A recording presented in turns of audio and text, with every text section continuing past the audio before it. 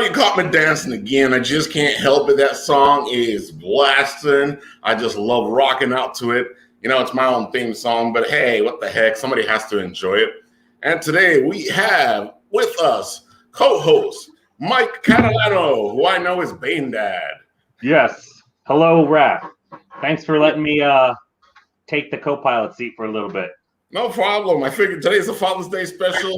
We have two fathers leading us. Hey. So what have you been up to? What have I been up to? Just kind of working. I got a job now that is remote, which I absolutely love because I get the awesomest commute every morning, and I still get to help out around the house. I still get to pick up my kids and drop them off at school, and it's pretty sweet. And of course the job is a writing job, which I love. I have to say, man, your setup looks great. I like the fact that all of a sudden now you're like professional back there. Oh God, if you saw what it really looked like, you would. It's far from professional.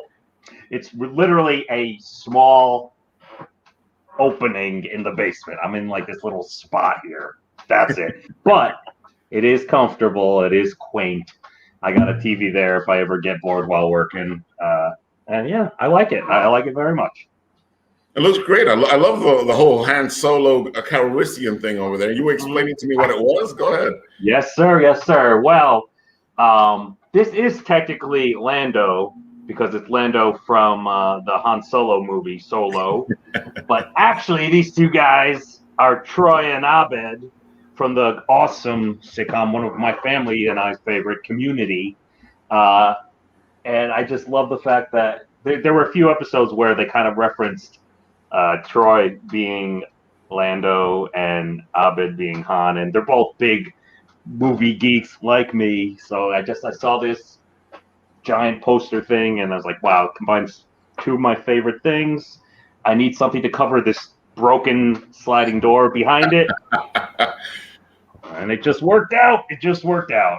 Never reveal your set secrets. Pay no attention to that broken sliding door behind the curtain. Exactly. And I think that is a great lead-in to Not So Fair Tales because, if we're going to reference fairy tales, we might as well bring in Enrique and Marimar. How are you guys doing? Nice and calm today, man. It's a nice day. Getting ready for her graduation on Monday. So congratulations, Marimar. Thank you. Yeah, so we're getting a lot of my father-in-law's already here, and so you know how much fun that is. I was just gonna say, wow. And my parents what are you drinking right now? Huh? I kicked him out of the house. Right now? My wife took him out of the house, so. Oh, good. Peace at last. So it's nice and calm in here now. It's all refreshed. And then my parents are coming in on Monday, so. Excellent. We're gonna have a whole party. High school graduation for Marimar? Wow. Marimar's graduating from high school and she's going into FIT, right, Marimar? Mm-hmm. Good choice. Yeah. I used to work with a few people that graduated from there. Spoke very highly of it. I can tell you're very creative already. I'm going for illustration, so that's going to be really. That's fantastic. She's following in her father's footsteps. That is amazing. I might need an illustrator one day soon. That's awesome. Just like Dad. I have to say, Marimar, I love your name, Marimar. I know you shortened it from the bigger name, but it sounds so like exotic and it almost sounds like a character in itself. Thank you. I mean, she refuses to go by her real name. She always says, I am Marimar. Okay. That's the name you gave me. Yeah, but it's Maria del Mar. But that's much longer. Yeah, it's much longer. My dad was on the graduation, so. But it's sang by a white person, so it says Maria de Mar. Maria del Mar. That is true. When everybody else says it, it's like, oh, yes, Miss Maria de Mar. How are you doing? Believe me, my name is Raphael. And they messed it up when they talked to me. I'm like, what the heck? I guess somebody's up early on the Saturday. Look, John is up. Mr. Dweehorse is up in the house. Thank you for showing up, man. John's always up here. We love his support. I love his little smiley face he puts up. And I always look forward to seeing it. It was funny because yesterday I was over where we were like, I had traveled to do, because we're getting a house in about a year, so we're doing the design, and everywhere we were going by these huge water towers, and I couldn't stop thinking, yeah, there's another viewer. There's another one over there. And they're like all over the place. It's just a lot of fun to see that. Now, once you see it once, you never can get away with it. It's like one of those things that are like stuck in there forever now. I don't know if you saw, like a while back, I found this epic picture of a water tower, and I put it up and go, John, look what you did to me. Now every time I look around and see the water towers, this is all I see. Yeah, absolutely. It's a lot of fun. I love it. And I love John. John's great, man. John was with me on the Wednesday anniversary show, and he said some very nice words. I'm still like shocked about it. So very happy. Glad to have him as a friend. That's right. Your show celebrated its 1 year anniversary. You guys you got to have a full season in your pocket now. Oddly enough, yeah, it's like one of those things that who knew? I would just started out as like just doing inking live. It's morphed into this conversation and friendships and stuff, and it's been great. And I'm booked solid through the end of September, so it's like. It's really a lot of fun. I'm just glad that people are enjoying it and just want to come on. It's just great. So, Marimar, I'm joking with the following your father's footsteps. What made you go on this path to being an illustrator? I just loved art, and I really had such a passion for it when I was younger, and my parents knew it since kindergarten. So they've just been pushing me to do those kind of things, and I don't know. I just thought having that as a job, like for every day, just seems like a really great idea. So we'll see what FIT does for me and to help me in that path. So yeah. I gotta admit, I loved what I saw. You had the story in the and of course, not so fair tale. Not so fair tale. And I gotta admit, I didn't see it coming. It was fresh. It was different. I really was surprised by the ending. So what made you decide to do the story the way you did it? As someone a part of that community, I really just wanted to have something to just represent it in a sense of, oh, it's not a problem, and I just wanted it to look and colorful and fun and how everyone's just like having a good time, and that's why I just wanted to mix it up a bit. Well, I liked it. I loved reading it. I saw some early hints of where it might be going, and I was like, okay, this is interesting. And I wanted to see how you were going to pull it off. So, and I really liked how you put it all together at the end, especially because it was dual at the ending instead of one. Yeah, I didn't want to just have it as an abrupt surprise. I just wanted a few little comments or hints. You knew it was going to come if you read it again. So you did one for this one. Are you doing one for the other one you guys are working on? Which one? What was that again? What was the question, Ralph? I was wondering because you guys are doing another Kickstarter now, but besides the fact that Not So Fair Tales is actually funded, and you guys are still doing the Kickstarter, but you guys are working on another one now, right? So is Marimar part of that?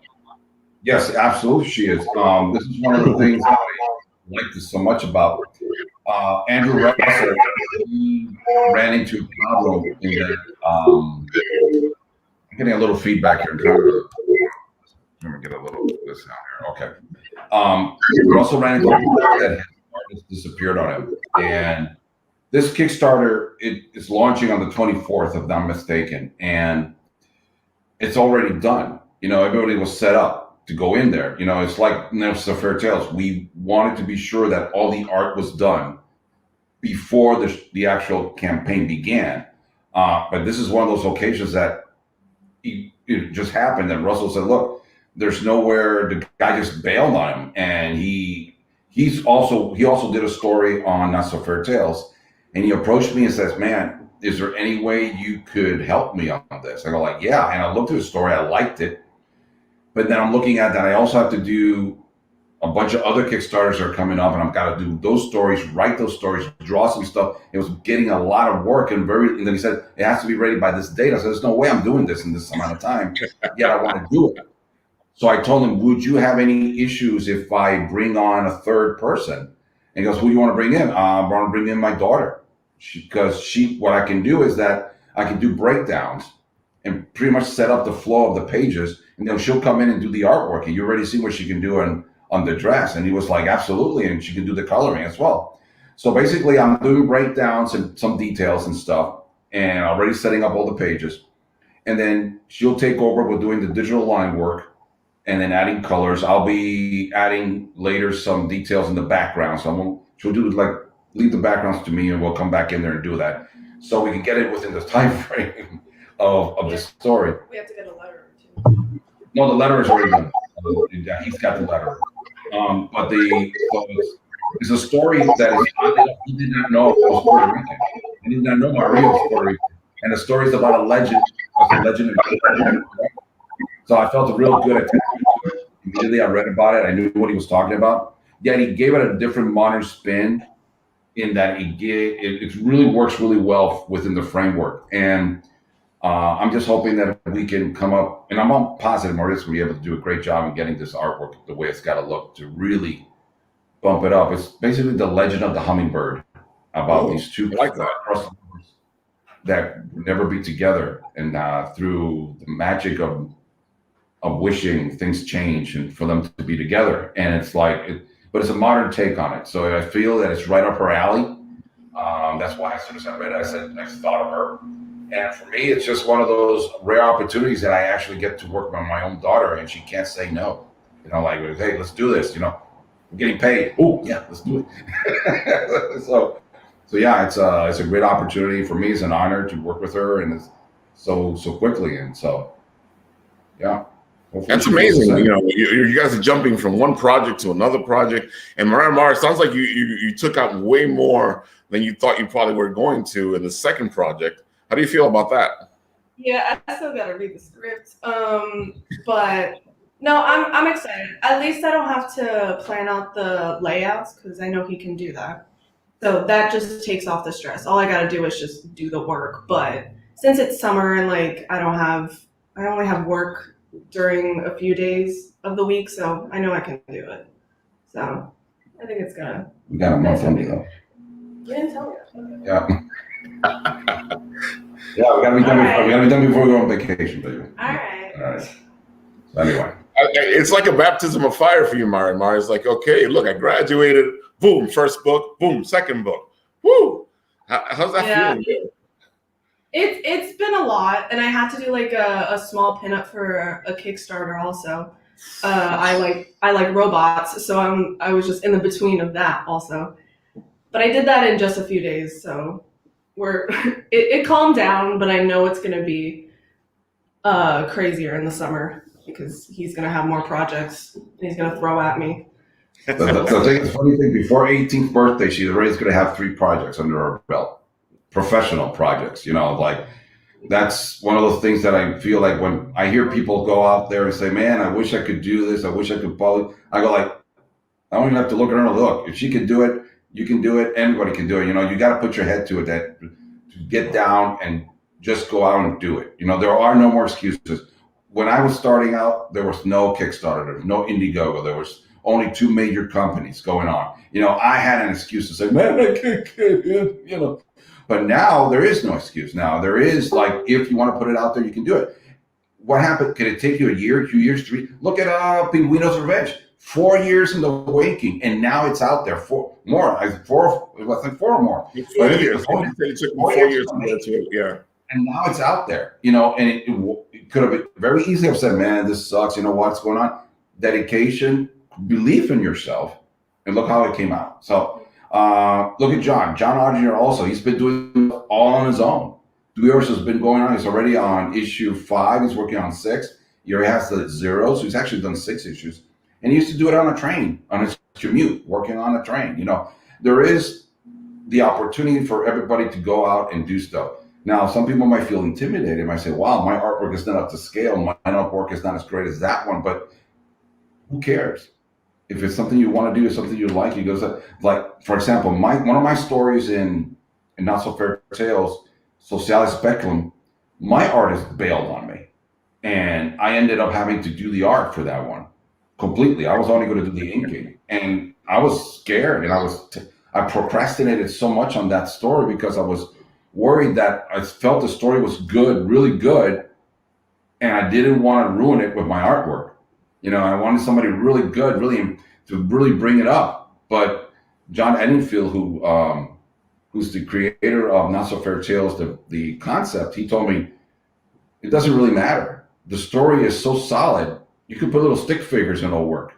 And so go ahead, go with whatever you got. And I did, and I got help from Ryan Kraboth for the colors and stuff and helping me with them. And so it's out there. So if I can do it, I'm an old guy, old foggy doing this thing, anybody can.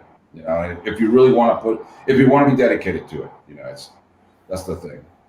I say, it's one of the questions I get asked all the time in my writing show is, what's the biggest advice you can give to anybody who wants to be a writer? And it's funny because you're saying this because the whole thing is just write. You got to write. You got to find the time to write. And like I like it. I love Outinger's story because it actually showcases that. There he is on the train, going on doing his commute, and he starts to work on this project on the train, and he gets all this inspiration as he's on the train. And a lot of people always tell me the same thing. I don't have any time. I'm like, you have time. It's just that you don't use the time that you have in the way that in that movement forward. If you want to write, you write anytime you can get a chance. If you want to draw, you draw any chance you take. It doesn't matter how much time you have. It's just utilizing that time to do it. It was like yesterday we were at the design studio, and I was getting angry because, of course, every time you go to these places, they say, "Oh yeah, you get the basic stuff, but if you want this nicer one, it's got to pay this much and pay this much more." And I was like getting so frustrated. I pulled out my sketchbooks and I drew. That's the picture I drew of this guy just going like this, and like with dollar signs all around him. And I'm like, "Oh my God, what's going on?" And because my wife had mentioned that Maria's going to the FIT, she looks over my page and go like, "Well, I can see where she gets her inspiration." I'm like, "Yeah, guess what this is about?" It's like she was like, and the funny thing is that the designer actually went to FIT, and she was like, "Yes," and she was like super happy. "Oh, I can't believe your daughter's going there." And the one thing that she said that got me and my wife really happy was that she says one of the best things about FIT is that they are focused on setting you on the path you want to be, getting a job as soon as you get out. And that for me, I wanted to do this stuff, and they put me on a path with meeting with people, internships that will get me there. And that got me a lot calmer in the sense, because Maria's always been wondering, what am I going to do? How am I going to do it? I said, well, I'll always help you. But it looks like the college is actually preparing you and setting things up in motion. So when you're out there, because as artists, it's really hard, man. You go out there and you're like starving immediately. She was worried about it, but if they can give you a little leg up, what a bonus, So hopefully that'll be true. And if when I hear it's like she was telling me all her friends had gotten jobs as soon as they left. So look at that book. That's the second story. So pretty. That's my second story, The Takeout, which actually she came up with the title. Yeah, I came up with the title. I love The Big Bad Wolf, and I love your take on him. As I was reading through this, I did not see that ending coming at all. Yet, if you know the story of the wolf in sheep's clothing, it should not surprise you. It'll surprise you the way I got there. But one of the things I wanted to be sure about the story is that I wanted to give it that whimsical, hey, it's all fun and games. Dr. Seuss kind of rhyming and stuff like that until we get to page 7. And then everything goes really off which is what I wanted to do, my homage to the EC comics, of the creepy and all that kind of stuff. And there's a lot of hints here, a lot of stuff going on in there. Every panel has something in there. I like to write and put a lot of hints. I like to feel like I like to give the reader enough information that they won't feel cheated when they get to the end. Go to the point that if they go back and are like, oh, I missed that. Oh, wait a minute. I was actually a hint going on over here. So I like to, because I always hated those kind of stories you would read, and all of a sudden, the maid from the other story of that did it. Well, what? Where did that come from? There was no relationship to what was going on. And I always like to play fair. I like to make sure people can figure it out. If you can figure it out before it happens, more power to you. I'm hoping I don't let you get in too much information. It's also like the Jackal story. Also, it has a very special ending. A lot of people tell me, whoa, I didn't see that one happening. Though there are a lot of hints in that one as well as to where it's going.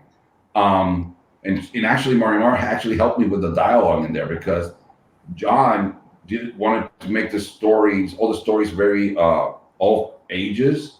Right. I was using certain words, and he was like, no. I mean, you mean no? Everybody knows what that means. No. And I have to say, well, and I went up to her and said, what would somebody around your age would say? Oh, let's use frick. Perfect. That's in there. And that's in there. So these words are in there. So all those little curse words are thanks to her saying, like, these are what you say without having to say it. I'm like, okay, cool. So it's a lot of fun to keep her involved in all this stuff as well. Like how you guys partnered up to do this stuff. What was that? So I like how you guys are partnered up to do this stuff. Well, basically, I was bringing her along to all their early shows. You know, we used to have tables together until she got to the point of saying that I built up so much she was feeling like she was getting too little space in them. So I eventually got her own tables. And then, of course, COVID came and then killed everything off. So so she's waiting to see when she gets back in. She's looking at certain shows already to do herself. Because now that she's 18, she can get her own tables, you know. Doesn't need Papa around for that. So just need, what was that? You just need the money for it? I just need the ride. Oh, the ride. You don't need the ride. You can drive yourself. Speaking of Marimar stuff, there's the dress. You know, it was beautifully drawn. Who did you guys get to do the drawing? Is it you, Marimar, doing everything? Yeah, it's all me. All her. I did the writing, the story, the lining, the color, everything. I got credit for editing, though. I didn't do that much. It's very beautiful. I love the pastel coloring on it. I like how the story progresses. It's really well gone. It's a different take on it with the stepbrother. But I really found that interesting that you decided to go a whole different direction with it when it comes to the casting. Yeah, I just wanted to have I knew some people have changed Cinderella as a guy, which I had the idea for, but I was like, I've never seen someone add a brother as a stepbrother for her. So I was like, oh, I kind of want to do that. And I wanted to have a relationship between them, much stronger than the stepsister and the stepmom. Right. Yeah. You know, and there are a lot of different hints. We're not going to go into here with other people read them about, but if you really pay attention to a lot of the details, you figure out there are a lot more characters within that community that people may not realize unless you reread the story a few times. So she does a lot of good work in putting the subtle hints in there.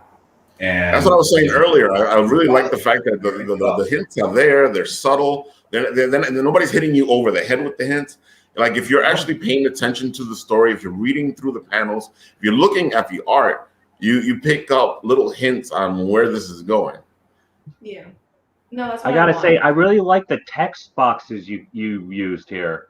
I was looking at the images and I thought that, well, I really focused on the art, and then I saw, oh, they're the words, and it's almost as if they're a part of the art with them.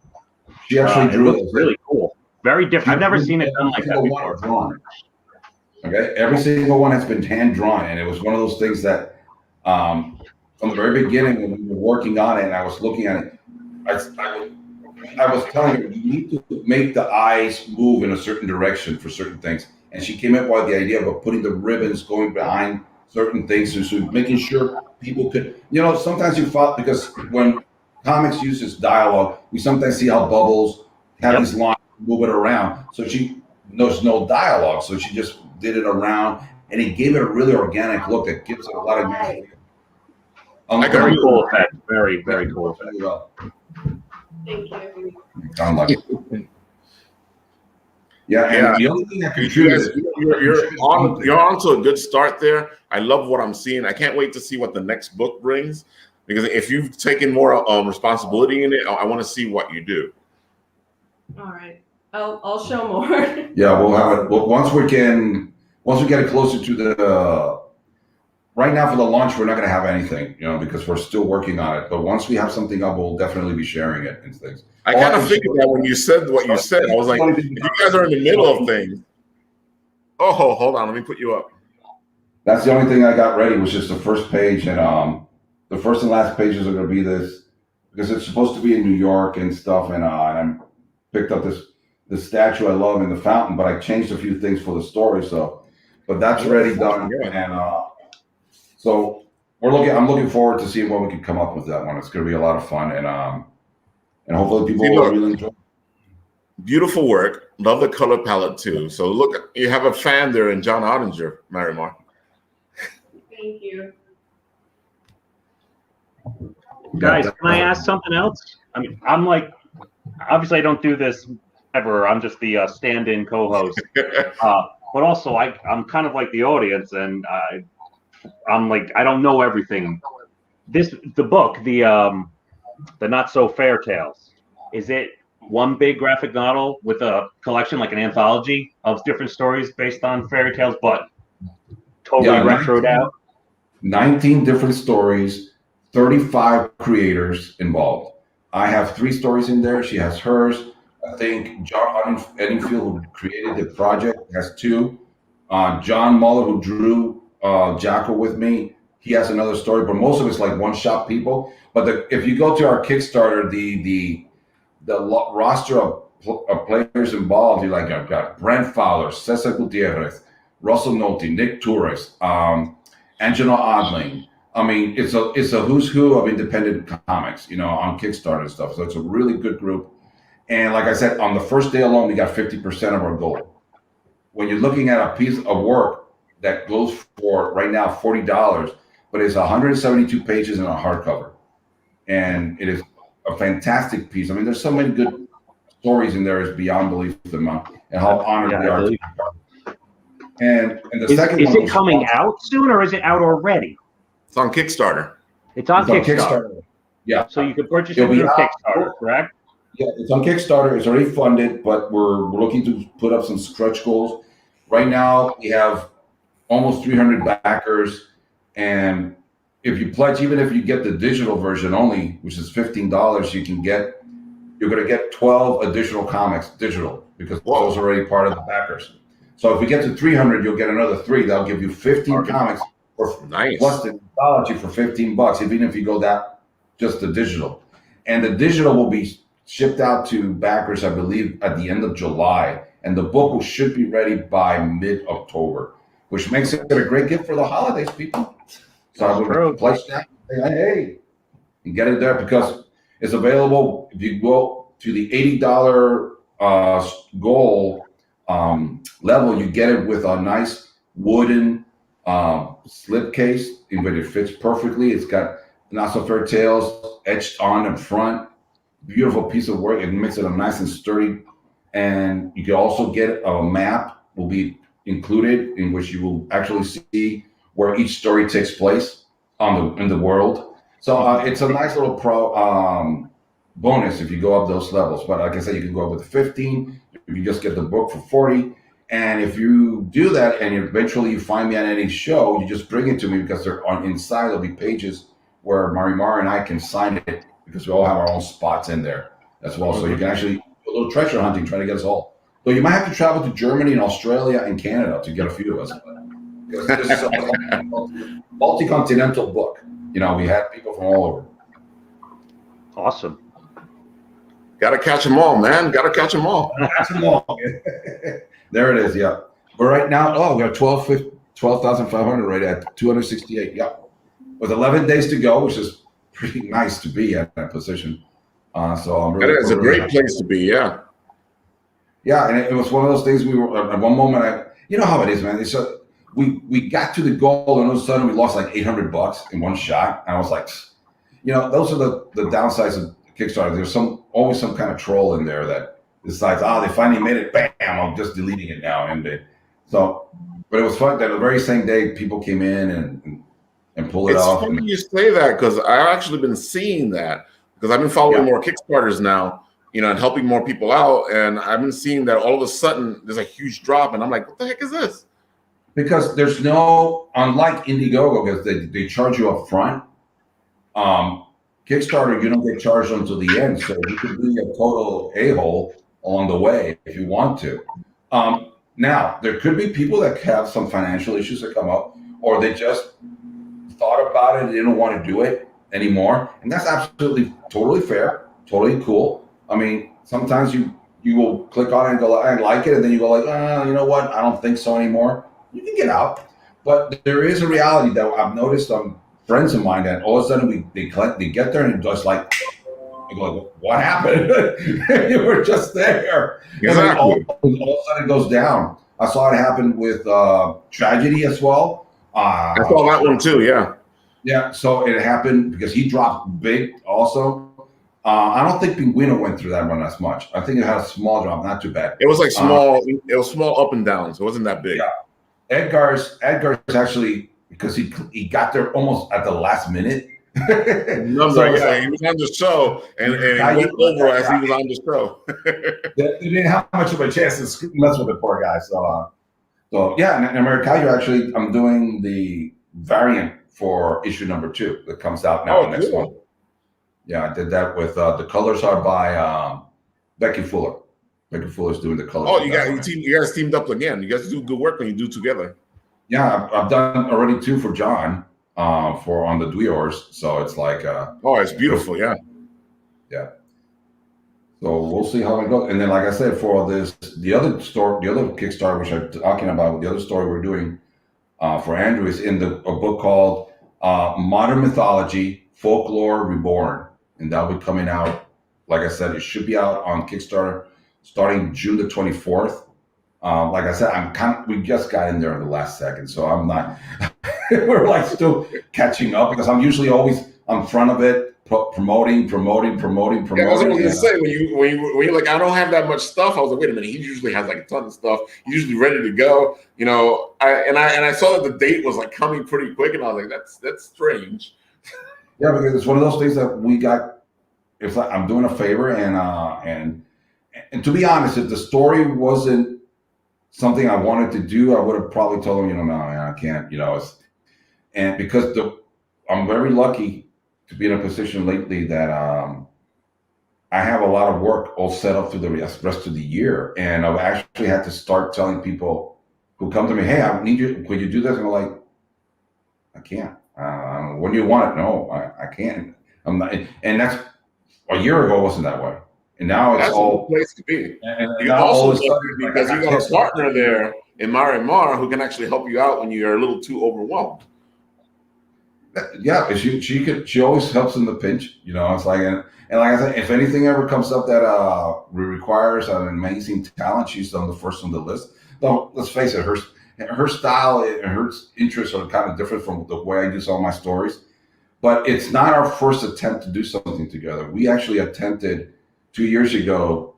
I have a story called The Birdman that was actually nominated, and I didn't win the competition in New Jersey for storytelling, but I got into the top 10 of it. And it's a very personal story, and she was going to do the drawings and stuff, and that kind of fell from the wayside. So we got to bring that one back eventually to that one. What? But the difference with because you didn't win that New Jersey thing, you didn't understand the prompt.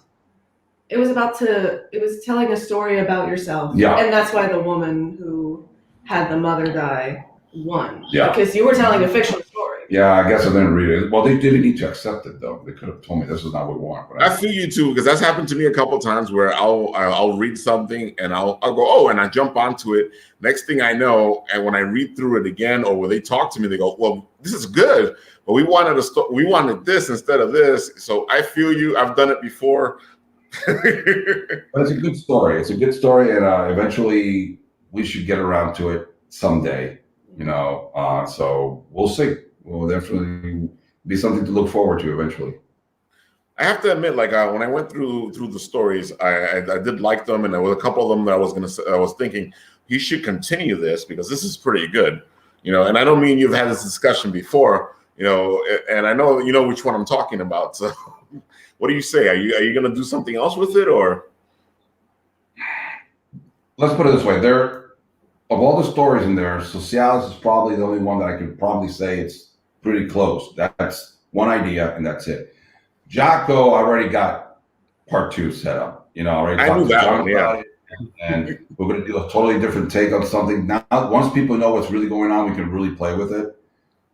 So that's the whole idea. And to John's credit, he came up with a whole bunch of guys of enemies for the book, and we just couldn't fit them all. And I was like, okay, we're keeping that one for this moment, and with this stuff over here. And for Takeout, there is a very clear moment that at the end that you can kind of feel like what is going on. And it's one of those stories that I say, there is a reason for it. What is that story? And I got to say, there's a anthology coming out in August, on October 31st, called Horrendous Number 3. We may see that story.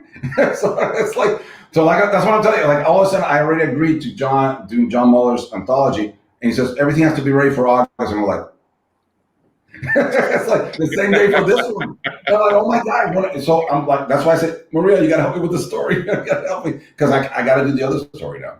So it's like, it's really pushing me up on the walls here. It's like, and then after that one, I got the other ones coming up for November that I have to hand in. But I have to give those to other people to then do. So I'm doing stories for another book called Stupid Kids. And it's about all our childhood idiocy, the things we did as kids.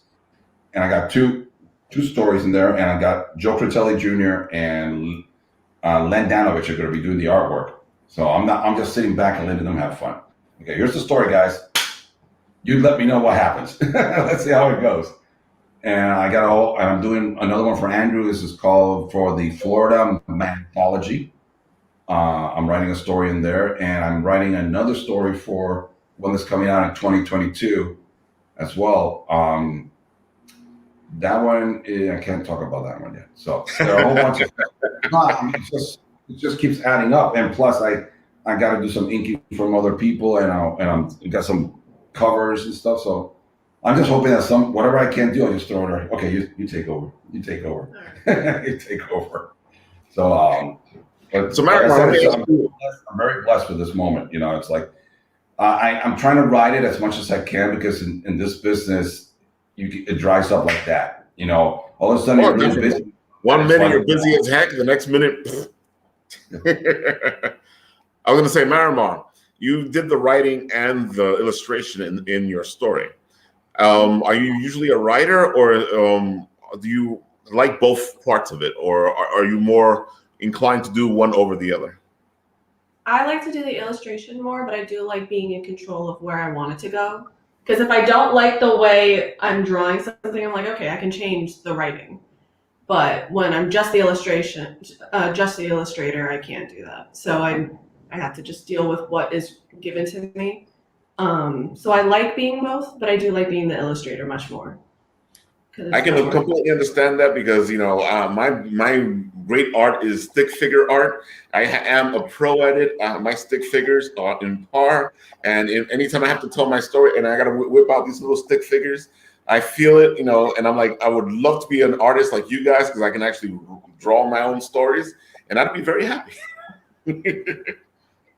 But you know what? If you sit down and do it every day, you may just get good enough to do it yourself. It's like, that's the thing. It's just finding the time. But if not, well, if you're comfortable with just writing, like for example, if I could choose one of the two, I prefer to be a writer. I prefer to be the one putting the words in, creating the worlds, and delegating to other people to do the work. I have visions. I can provide layouts and stuff that people say, look, this is the storyboard idea. Go with it. There were times when in her story that I would see her getting frustrated or getting like stressed out or like what? Oh, like there's a page in that the messenger's giving the note to Cinderella about the ball, and she wanted to draw the whole guy in his big robe. She was like, oh, this is going to take so long. No, we're going to cut the panel right here. We're going to show the hand. That's it. It doesn't, I was saying, it looks good. It will look great. But does it bring anything special to the story? Does it really enhance it that you really need to put so much time into that individual? And it was really not important. You know, all I wanted you to see was the hand in, because it gave then her expression of receiving it a much broader focus. That otherwise you have this really regal guy. Where would your eye go? To the guy, and you would probably miss Cinderella receiving the note. So I said, no, as an editor, I had to tell her, look, let's cut it here and focus here. That's why that whole page when she looks at her note and everything, it all picks up really nice. There's not a lot of distractions on it. So every once in a while, you need that one person to just look over you and like tap you on the shoulder and go, it's okay. You don't have to be awesome all the time. You know, just go with it. Let's just do it here. And that freed her up a bit. And like I said, the only thing she ran out of time to do, and I ended up doing for her, and then she fixed it up even better, was the castle. Yeah, she ran out of time, and I did the castle, and actually did it digital, not something I normally do. And of course, I put like nice little wall around it. Goes like, no, I don't like the wall. She covered it with leaves. I go like, it's your story. I don't care. It was awesome. So it was great. That's great. So, you know, to wrap things up, we know that the Kickstarter for Not So Fair Tales is going on right now. It has 11 days to go. The people should get in and check it out. These are amazing stories. All of them are not what you think they're going to be. I really do like that aspect of the whole thing. And the next one is coming June 24th, right? Right. June 24th is modern mythology, folklore reborn. Caleb is running it. As soon as I have an official link, I will put it up on my stuff. And another thing, if you want to go check out, if anybody wants to go check out the Not So Fair Tales, and you're not sure when you go to the Kickstarter if it's good for you or not, there's a 40-page preview, totally free, in which you get actually 5 complete stories. You get John Mullinger's story. You get Brent Fowler and Lisa Moore's story, which for me, hands down, if you love Studio Gilby movies, you're gonna love that story. I mean, hey, I'm saying, I'm so there. Stop correcting your dad. I'm just saying. All right, so that's the next to the last one. You get that one, and you get the Russell Nolte and Nick Torres story, which is absolutely fantastic. Where's Your Mask? Which is very contemporary, using an old story of Rapunzel for that. It's absolutely great. That's the story right there. That one right there. That one there. The one with the shoe, which is great. It's based off the old woman in the shoe, yet the shoe is a Jordan. Okay, so that enough to get you in there. You know? And that's something I didn't pick up on until somebody mentioned it to me. Isn't that, who drew that? That's like a Jordan. Oh, you're right. It is Jordan. Yeah, it is. And you see, and you get that story in there as well in the preview. You get Angela Odling's The Frog Prince, and you get the story by the 2 Canadian guys. That is Mike Connell and Kevin Marklow, about these werewolves in Canada. Dude, that is just like, I remember when I saw that one, when they were previewing it, I was like, I hate you guys. Now I have to up my game even more. and I have Stephen Torrey doing the colors on one of my, like, one more. I gotta keep rooting this stuff up here. So it's a great. I mean, it's very easy for you to say how great it is, but if you go to my webpage, you will see all the reviews of everybody else, a lot of professional. John actually read them. You read them and gave me a nice review as well. Dirk Manning gave us a great review for the books. Oh, Dirk Manning, he's a boy. Yeah, he's awesome. So he's amazing. And for him to really approve this and put his name on it and permit me to actually promote it on his page, which he doesn't let many people do. You know, he likes to keep it very clean. So I was like, yeah, man. So it's one of those things. And what I like about that is how that my Socialis story got received.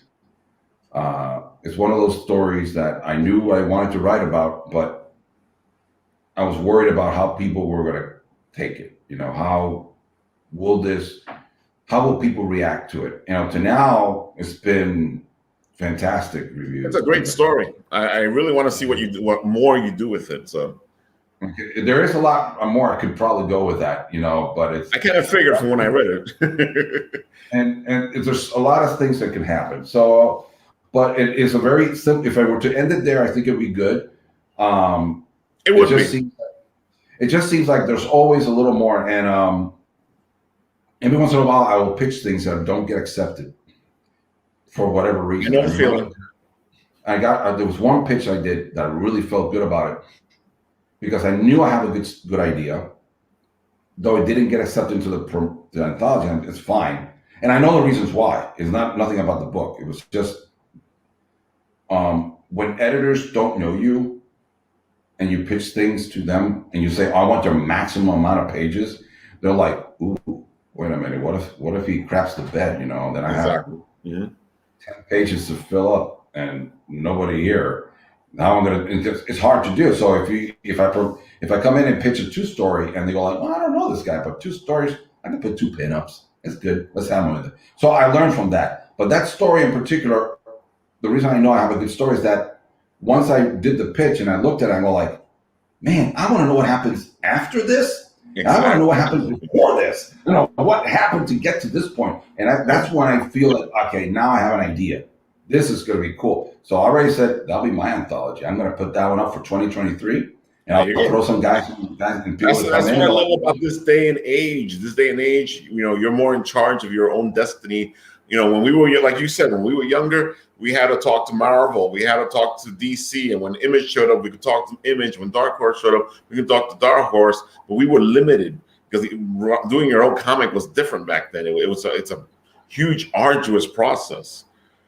So, Marimar, your last word here. Where do you see yourself, going with this? Because I can tell you are moving forward in your career.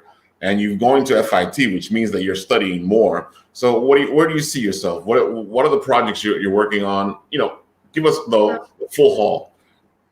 I have many ideas of where I want to go. Like I want to create my own comic book as at my own pace. I want to work for movies, like either studio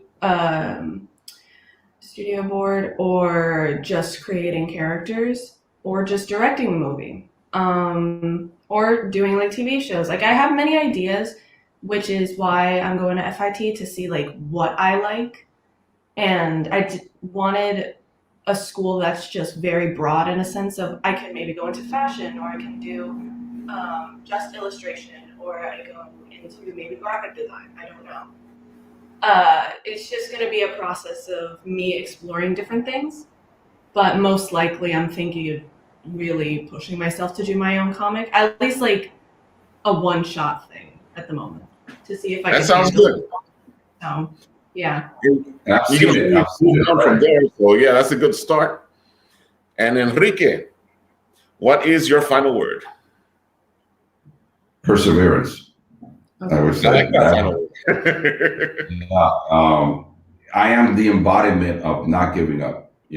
When back in the 80s and 90s, I said, I actually proposed a Batman Punisher crossover to Marvel at one time, and they said, no.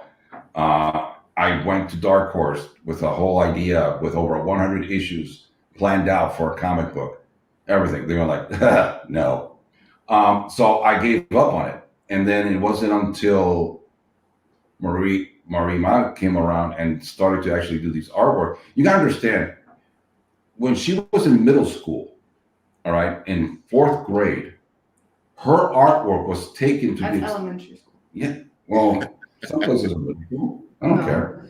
Stop correcting me, baby. Anyway, 4th grade, elementary school. Her artwork was being exhibited next to middle schoolers. All right. So at that point, she was already a step ahead of anything I had ever done.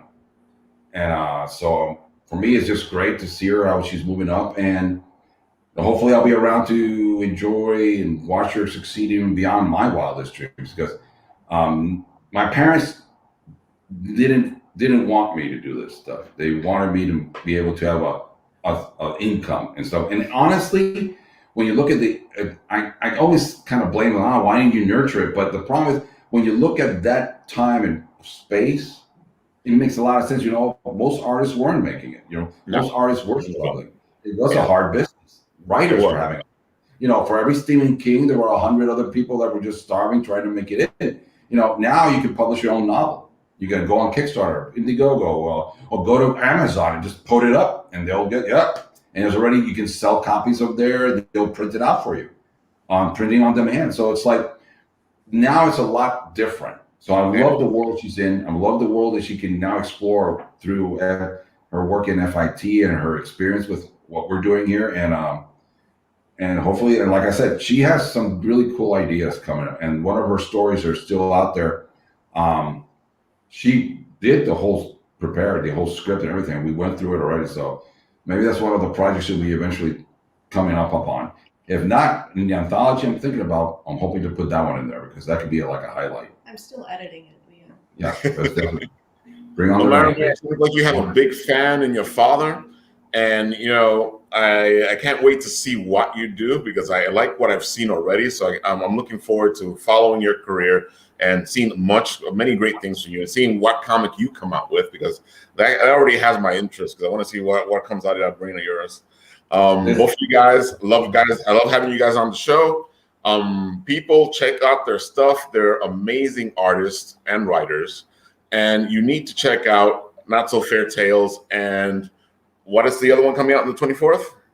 24th is coming out. It's called Modern Mythology Folklore Reborn.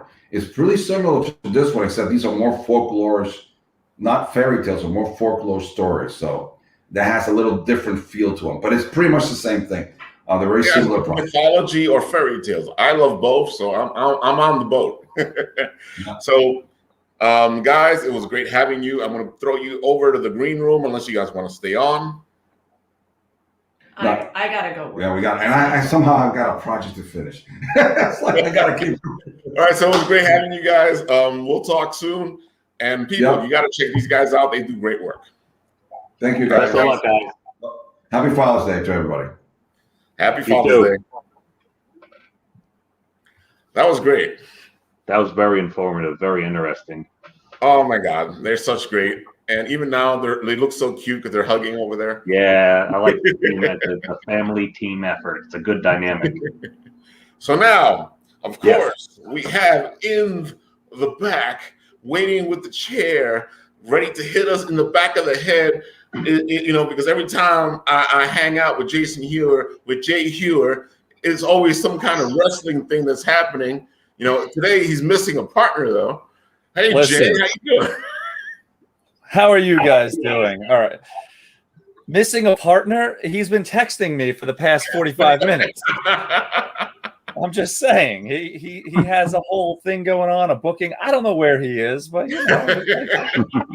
I gotta say, I was surprised I didn't hear from him going, dude, I'm gonna come from behind and you put me in the back and I'll come in. Odds are he's listening and thinking about it right now. I mean, I was talking to him earlier about CradleCon Pop that's coming up in a couple of weeks and making sure he's able to attend. So anyone that wants to see if this guy will hit somebody in the back of the head with the chair, you know, I mean, anything's fair game, you know, random drop toe holds on the chair, you know, I mean, it happens. You never know. Just come to a show and check it out. And strange things do happen. You know, one of my favorite things when I run into, especially when I run into both of you at a show, is we just start going crazy, having fun. Next thing you know, we have hours and hours of footage, and I don't know what to do. Listen, you hang out with me. If you're going to get anything, it's going to be footage. Nobody knows what the footage is going to be. Nobody knows what's going to happen. Nobody knows what to do with it, but it's there. I don't know, man. We've had like about, and it's funny because I haven't released all of them. I still have them in the background there, and I'm probably gonna one day. I'm probably like, hey, watch this stuff, you know, because we always turn out into like these promos for ourselves, and it's hilarious. I think that's the way. You know, like, you want to do an interview? I'm like, we call it an interview. I thought we were promoting something. What are we promoting? The show? I don't know. I think one time we were promoting Shadow Rabbit, right? I think that happened in the middle of the thing. Yeah, we went over to his thing. Go look at this booth. Look what's going on. That's pretty much how it goes down. Oh man, I miss shows. Oh, I miss shows. And it's funny that you say CradleCon because I'm considering that being my first show I go to. You know, and that's because a couple of people have already hit me up going, Ralph, are you going? And now I see you're going too, so I'm like, I jumped at the chance. I was like, oh man, a show. And then at first, you know, I know it was put out that it was going to be all kinds of just what it was like going to be COVID restrictions, and then there was changes. And that's the thing that's great is that they're on top of like all the everything. Just they're making sure that anybody who attends the show is going to be, you know, safe and healthy and all the protocols that are there. But everything's lightening up right now, so it's like it's a great time to go back to a show. It is the perfect time right now, especially. Lewis, of course, Mr. Shadow Rabbit himself goes, "Hey, I like a promotion." There he is. Gotta love the Shadow Rabbit. And he says, "I miss you too, brothers."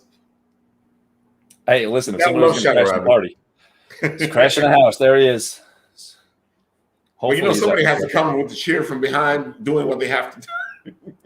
Honestly, at any point in time, my son would pop through that door and he would whack me with something, but he knows the computer's in front of me, so he's probably like, you know what? I'm going to watch some Dude Perfect. Play Transformers. I don't know what he's doing. He's doing something. He's back there out of this room. He's like, Dad, I don't want to be part of the podcast today. I'm like, all right, man, go ahead. Go do something.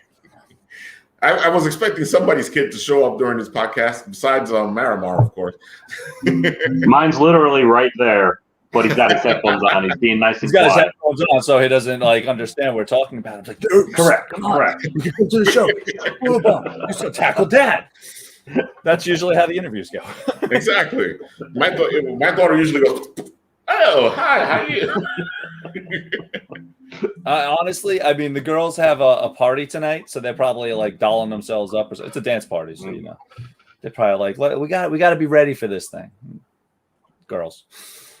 So Jay, I know you've been busy because I follow you on social media, and you're constantly writing something up, or something's constantly popping up on my feed. But tell the audience, what have you been up to during this lovely time of being stuck home? You know what's funny? I haven't been stuck home. You know, somehow, all right, so we'll go back. Like, it's been over a year since we've had a show. I mean, I was set to go to, I don't even remember what show we were going to, and then everything shuts down back, just gone. Everything's gone. You know, I think we were getting ready for, you know, I think it was CradleCon last year we were setting up. It might have been Tropicon. Whatever it was, I was just preparing. I'm like, all right, what show is mapping it out? And then just gone. Yeah. So at that point, since I'm a teacher by day, school's closed. So school's closed, you know, Friday the 13th last year was our last day of school. It's like marked there. We can't forget that day for some unknownly strange reason. Because it was Friday the 13th. It was Friday the 13th, and all my students are like, oh, something horrible's going to happen. It's Friday the 13th. Like, nah, yeah. And then next thing you know, schools are closed, and it was, you know, the start of the wildness that came. But what ended up happening in that time is the writing that I do just became more habitual, so I started cranking out and just generating a lot of stuff, which I probably shouldn't admit to because I'm probably supposed to have been staring at the computer screen waiting for my kids to message me or something from school. Yeah, you know, that was happening too. Oh, wait, somebody popping in? Nah, they didn't pop in. I thought someone was actually popping in. I'm like, they're listening. So all of a sudden I'm starting just to generate a story after a story, you know, plugging away. And I'm realizing like the content is starting to be there. The pitches are starting to just pop out and go on paper. And then, you know, September hits and we're back in the building. So I've been not at home. And once school came back in, it became a little bit more challenging to write just with all the school protocols that come into place. So the habit I got into was rolling out of bed in the morning, making a pot of coffee, sitting at the computer and starting to type, and then learning very, very quickly to edit that because, man, when you type and you're mostly asleep, it's pretty funny what goes on a page. I've been there myself. Yeah. Sometimes it's entertaining as heck, but most times you can't use it. Well, what's entertaining, see, what's funny is the entertaining part is when, and you would know, right? When you're just locked into something, like a lot of people use writer's block as an excuse, and I love before we're here, and there are no excuses, and that's one of the things that I preach to my students in school, but mostly my kids at home. You know, there are no excuses in life. The excuse is what you make of it. If you say you can't do something, you failed, you're done, you can't do it, that's fine. Because you've already convinced yourself. Exactly. You know, and nobody in this room would be anywhere if you let that excuse get in your way. So writer's block, to me, it's like, yeah, sure, it might be hard to start writing, but I'll do this in school where my kids are like, what do I write? And I won't say a word. I'll just start typing on the board. And then like wonderful 11 and 12 years olds, they stare at the board and then they start reading out loud, because now I'm just typing like random dialogue things, just very random. It has nothing to do with anything. And then I'll respond to them on the board. So as they're reading, I'll respond like just by typing, and then I'll respond again, and then I'll keep reading it. And everyone gets a good laugh out of it. And then before they know it, I start writing a story. And they're just like, what just happened? I'm like, oh, I just broke into a story. And they're like, how did you do that? And I'm like, well, when you're stuck, you just randomly start writing things. And the potty words that appear on the page, you just don't tell people those were there. Because then the idea of being frozen at a screen is the worst thing that you can do. So if you just start typing random things like, hey, how are you? And you start having a whole conversation with yourself, and before you know it, I'll write things. I'll literally start at the computer like, I have no idea what I'm going to write today. So let me just start typing because I don't know where this is going to go. And once my fingers start moving, then it's like, I'm really, really confused with this story. And I'm not sure what kind of story this is even going to be, but it would be kind of cool if it was a story about a space alien that just decided to go flying to the moon and took the moon and started rolling it toward the sun for no good reason whatsoever. And now you all of a sudden have a story. Yeah, exactly. I tell it to people, everybody always looks at me like I'm crazy, but I completely agree with you. My whole thing is that you know, anytime you have some kind of block, just write. Whether you're writing a grocery list, a to-do list, just writing a journal entry, you just write something, because sooner or later, as you're writing, something is going to pop into your head, or whatever you're writing might even turn into a story, because you never know. And I completely agree with you. I tell people that all the time. And it's funny how people look at you and go, what are you talking about? I'm just write. Why are you thinking about it? Just write. And that's it. And when you stop thinking about it and then just sit at the screen and just start typing, it's magical, really, what ends up happening. Because the worst thing you can do is just stare at a blank page. And then the best thing you can do is realize there's 25 pages that are now there with text on them that wasn't there before. Exactly. And whether it's good, bad, indifferent, who cares? It's there. That's the whole thing. You know, you never know what you have until you have it. You know, you sometimes some of my favorite stories have been because I started off with, you know, I like to use the word of the day. The word of the day pops up on my phone every day, and every day I'll do something with it, whether it's a sentence or whatever, I'll do something with it. But, you know, it's one of those moments that becomes a writing moment because you're doing something with it on purpose to write, you know, to move yourself forward. You know, word prompts, words. There's so much stuff out there to get you moving forward. A lot of people think that they need to continue the work they're doing at the moment. And it's important to get your work done, to do your quotas, to, you know, if you have something coming up, make sure you do it. There's times where you might have to step away from what you're doing, write something else, and who knows, that might actually help you with what you're writing at the moment. Exactly. And again, it's just about moving forward, moving something, hitting the keys on the thing, hitting H for 5 minutes until you're bored of hitting the H button. It really doesn't matter as long as you just start it, because that excuse, again, it's like, I don't know what to write. That's an excuse. Doesn't matter what you write. Write a letter to your mom, you know, or dad, because it's Father's Day. Be like, hey, Dad, what's up? Exactly. My other favorite one is, I have nothing to write, Ralph. There's nothing I can write about. And that one always amazes me, because I'm always like, dude, you live a life. Your life has a lot of stuff that happens into it. There's stories in your life that happen to you all the time. You know, writers are very good at taking what's in their life and putting it on the paper and making it look like something else. I mean, there's that, and I don't know. I'm a thief. So I'll sit there like I actually had this conversation a couple of days ago with a colleague of mine where she was in my room and she was looking at a new book that I just slap them on my board, and she's like, how did you start writing? I'm like, and I told her, I'm like, Well, there was this comic I read, and it was a Superman comic. I'm not a Superman fan. Like that's the first thing. Like I don't know why. It's just I never identify with the Superman comics to this day. I'll give it a shot. It's like, oh, Bendis is writing Superman. Let me give that a shot. It's still Superman. Yeah, it's just the way I feel about the character. It's nothing against any writers, but at the time, Smallville was on TV, and the comics tried doing something where they brought Lana Lang back into the fold. So I was like, oh, that's cool. Let me read it. It was like a 4-issue arc, and I just read it, and I was like, well, that was horrible.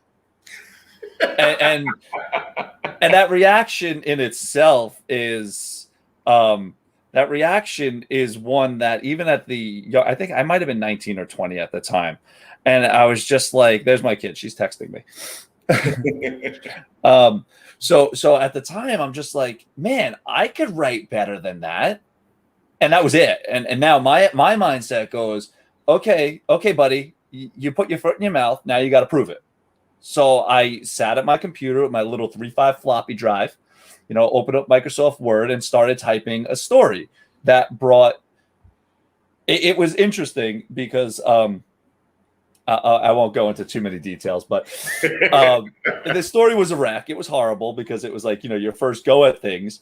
But the story took elements from Smallville, the TV show, which is what I wanted. I was like, oh, let me tie in Smallville. Let me bring Smallville meets Superman and bring Lana back into modern day Superman. So at the time, Lex Luthor's president, and I would do flashback sequences, very Jeff Loeb style. Right. And I would do flashback sequences where you had the meteor shower, you had the ship coming in, and just tying the two elements into a new Superman story. And by utter sheer happenstance, one of the editors at DC ended up reading the script, which is how I learned how horrible it was. And it was like, wow, that was not a script to be sending. I look back now, I'm like, 1, how did that happen? 2, what were you thinking? Because you're not ready. Like, it was just at the end of the day, it's like, but it was that first taste. It's like, oh, okay. Now let me do another one. Let me write another story, which happened to be Batman. So I'm like, all right, let me write my Batman story. I don't exactly remember what that one was. I think it was a spoiler story because she's one of my absolute favorite Batman characters. It was before she became Robin. So it was around that era of time. And that one. She was a good character back then. She was a very good character. Great character. Love that whole Tim Drake and her romance they had. Oh, my God. So it was before that. It was post No Man's Land. It was like, I think it was when she died, like in that time frame of when she died. So at this time, I'm like, to bring it all back to where we are, like I'm cutting my teeth. Nobody's reading these scripts. I'm just writing scripts, content just writing scripts. But I was happily writing scripts for stories that existed that aren't now. Anyway, now I can say, they're not just going to jump in and be like, let me buy that script. Exactly. Scott Snyder can go over there. We don't need to look at him anymore. We'll take your script. You just took his job. That's not the way it's going to work. But I'm writing 22-page comics. I'm learning the craft. I'm learning storytelling. I'm studying. My office looks huge, but if I reach to my left or my right, I could pull any book out and be like, oh, here's a book on the art of writing. Here's a book, stack of comics right over here. Learning about the hero's journey and learning the inner workings and the finer details of story structure while writing Batman. So to turn around and say, hey, I don't have anything to write. Like I said, I'm a thief. I'll go write Batman. I'll go write a Joker story. I'll write Superman and I'll write G.I. Joe. It doesn't matter. I say that all the time on the Written Writ. I tell people all the time, dude, if you don't have something, play in somebody else's sandbox. Use their characters, use their world, because it's a good way to learn your craft by using somebody else's world as you start to plan out your own world. Because you get the ideas of what are the rules, what do you need to do, especially if you're working in somebody else's universe, because you already know the rules in that universe. That means you can write that universe because you know what your limitations are. You know what the rules you have to follow are. I've always told people just use that sandbox and do something else with it. One of the big things that started me off with writing was when I was doing D&D and Vampire the Masquerade, because these were set universes that you were using to take your story and bring it to life. And it was a good way to start you off. It was a good way to learn the skills. And like you know, I have my books with, you know, I can constantly reach behind me and pull a book on how to write comics, how to write books, especially Joseph Campbell. I'm a huge fan of his. I have his whole collection behind me. The whole reason I loved him was because I saw him on PBS when he did that interview with him in the 80s, and that just sent me off in a whole different direction, you know. But I always tell people, if you're having issues, use somebody else's universe, write something there, and as you progress forward as a writer, you'll become better doing your own thing. Kevin Smith put it best. I'm going to steal his words. Emulate until you can innovate. I mean, and that sticks with me. And I'll share that with my client. I won't tell them where it's from because maybe they shouldn't be watching Kevin Smith stuff. But emulate until you can innovate. You know, it's like copy until it's yours. And once it's yours, then change and make it more your own. That to me is the way you learn. You know, it's like drawing. You know, when I was a kid and I would draw pictures, I wouldn't draw off the top of my head. I would go look at Doomsday and I would try and draw Doomsday. You know, and that was fun. That's how I learned like the little bit of art that I don't know anymore, because, you know, I was just looking and copying. And I'm sure there are artists out there that be like, no, that's the worst thing you could possibly do. But that was me as a kid. You know, I watched my 9-year-old do that. And now I watch my 9-year-old draw a dinosaur. And I'm like, what did you look at to draw that? I was like, nothing. I'm like, that's amazing. So, you know, it's definitely the way it is. Great ways to learn. Just don't let excuses get in your way. Yeah, because that's the whole thing. And then you also have that thing there where you're saying you have naysayers. Don't listen to the naysayers. Just do what you're going to do, man. You know, because what we do is we tend to listen to these naysayers so much because we give so much value to when they break us down, when they tell us, you know, this, you know, you're doing this wrong or you're doing that wrong. I'm like, just keep writing, just keep doing your own thing, dude. You know, wrong and right when it comes to the art is, you know what's funny about that? Hold on, who is this? Come on in, dude. I was just talking about your art. I was just telling them about how you can draw. Now it's Father's Day. Say hi. What's up, dude? This is a little guy. You gonna say hi? Oh, he can't hear you because I have the headphones on. Say hi. Hi. What's up? Can I eat the rest of my ice cream? Sure. Go ahead. Have fun. Ice cream sundae. What was yesterday? What kind of ice cream did you get? Ice cream taco? No. That's it. All right, disappear. Poof. Have fun. Vanilla. Oh, now he's telling me what the ice cream. All right, go have fun eating your Oreo ice cream with vanilla mix. That's just. There you go. It's got to happen. So the funny thing you were saying about naysayers, you know, I try and explain this to a lot of people. Like, there's a difference between somebody telling you an opinion and a critique, right? And both of them are opinions, but a lot of people, and again, you know, I fluctuate on social media. Sometimes I'm there, sometimes I'm not. I go through stints where I'm like, oh, Facebook's trying to bait me back on by telling me I have 50 notifications. I'll get to that next week. I'm like, if I could ignore a text message from you know, my mom or my dad, I absolutely can ignore a push post from Facebook. It's not a problem. So, but you deal with that population of people that are like, oh, this is horrible. Oh, this is that. Oh, this isn't my pick a topic. It's not a criticism. It's just somebody who's just hating on whatever is being put out in the world. A good criticism, if you're going to get a criticism or a review, that's a true criticism, not a review that's something like, oh, this is horrible. Even a review that says this is the greatest thing I've ever seen. There's positives and negatives to any good critique, because I don't care what the story is that you're looking at. I don't care how much you love it or hate it. There's another side to that. And you might hate a story for everything that it's worth, but I bet you there's like one thing in there that you can say that, you know what, though, this was good. I thought this moment, you know, I think it was earlier today, I popped on and I saw somebody criticizing Wonder Woman 84. And I'm like, okay, I get it. And then the criticism started with like, oh, that mall sequence was pretty good. The rest of the movie, not so much. I'm like, all right, there you go. Like that to me is a criticism, because you found something that you liked. You found 2 minutes of something you can enjoy in that movie. And regardless of how much you didn't like, you still at least said something that you did. For me personally, I don't see a reason to. Why knock somebody? There's no reason to. Talk them up. Let them know, like, hey, man, this is what I like. If you don't like it, just don't say anything about it. Just move on. And it's so fun. It's so funny because we're in this hate culture now where people don't just criticize your work; they hate your work. So they're trying to knock you down. You know, like I'll talk to a lot of fanboys when it comes to Star Wars, when it comes to and I'm like, all right, dude, I understand you don't like this, but you have to admit that this and this and this was good.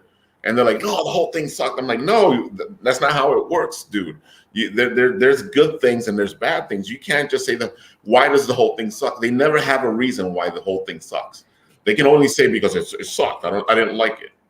That's fine. You don't have to like it. I'm Exactly. great with you not liking something. Exactly. A lot of people don't like episode 7. They're like, oh, this Rey thing. This. I'm like, you know what? Episode 7 hit so many nostalgia chords for me. I couldn't not like it. Mm-hmm. Same thing with Jurassic World. It was the years of nostalgia. All you did when Jurassic World came out, all you did was you got to that park and they're playing a couple of chords. John Williams score. You can't go wrong with John Williams. And they're on this monorail and they go through those gates. And I'm just like, oh, I'm right there. I'm 13. And I got chills. And from that, I mean, I didn't care. Was that movie great? Not great? It doesn't matter. At that moment right there, I'm 13 years old, sitting with my parents in a theater, staring at this dinosaur wall. And those chords just brought me right back. And that to me is gold. If somebody can do that, if somebody can make you have, if somebody can give me chills in a movie theater, if somebody can get me at the edge of my seat, if somebody can get me to jump up and without a jump, forget jump scares, but to jump up and like want to cheer, like, you go to Endgame, you have that moment and everyone knows the moment. Everyone knows the moment. You bring it up and Cap is beat down and he's sitting there, his busted shield. I could do this all day. And that squawk comes on. Oh my God. Yeah. I'm tearing up. All you hear is on your left. And I'm like, I'm 5 years old. I'm going to cry because that moment right there just adds up to 10 years worth of dedication from storytelling. But forget the 10 years, that moment when everybody you got this guy who's done. There's no way he can win. It's over. It's hopeless. Talking about your Joseph Campbell right there. Exactly. It's that hopeless moment, and then next thing you know, it's just this static, and it's like on your left. Like, oh my! And I'm getting chills just talking about it right now.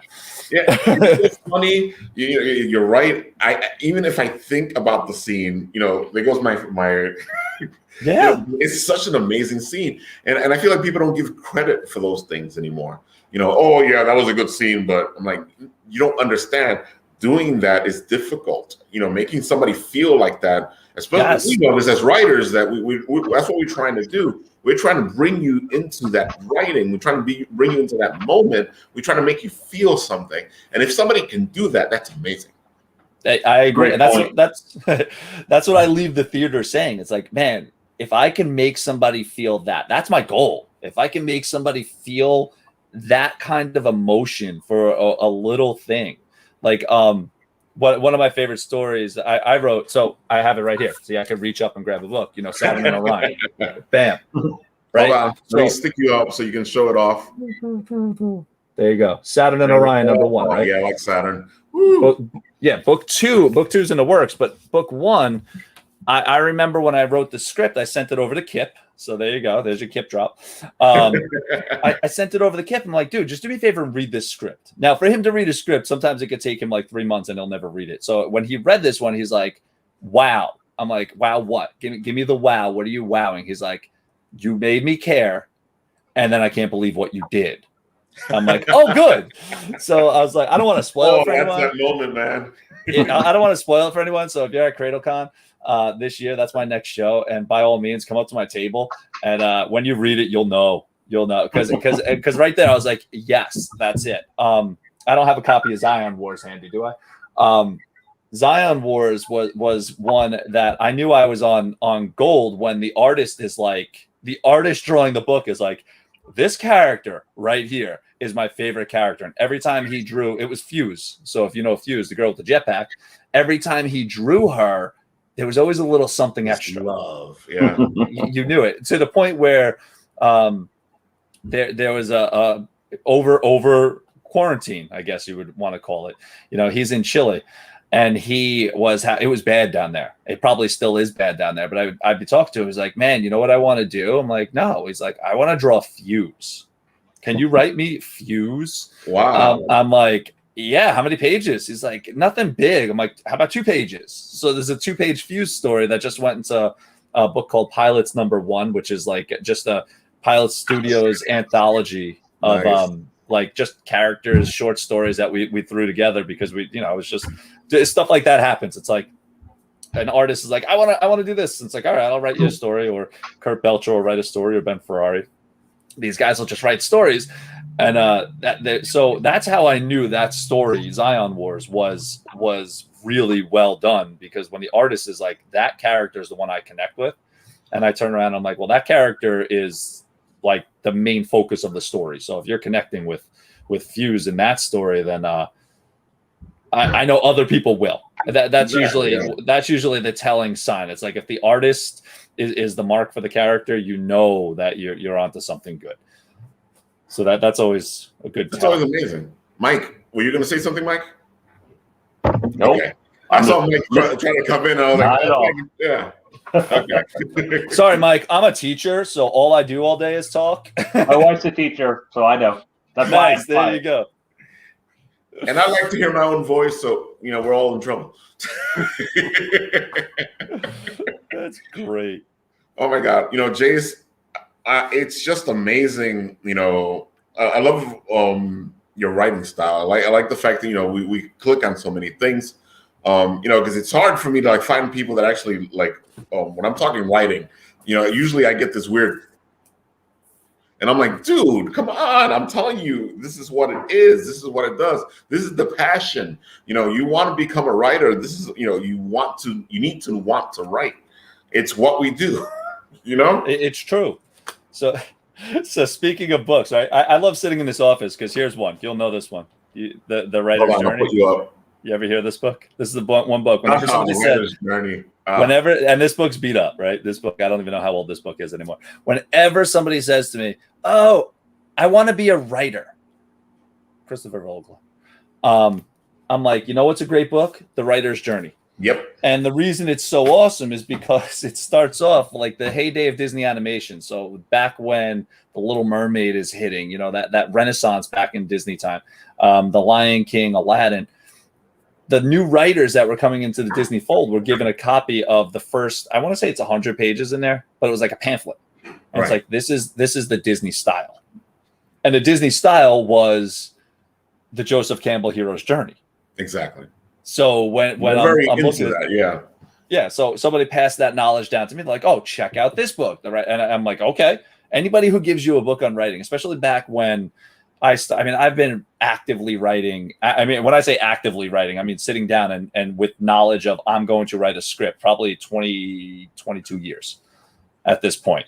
And it started out with me saying, yeah, I don't need to publish anything. That's always fun. I'll just write for myself. That's good too, because you're learning the craft, and then someone gives you a shot and they publish something. And then you're an addict. That's what really comes next, because then it's like, oh, I did it once. Now I got to do it again.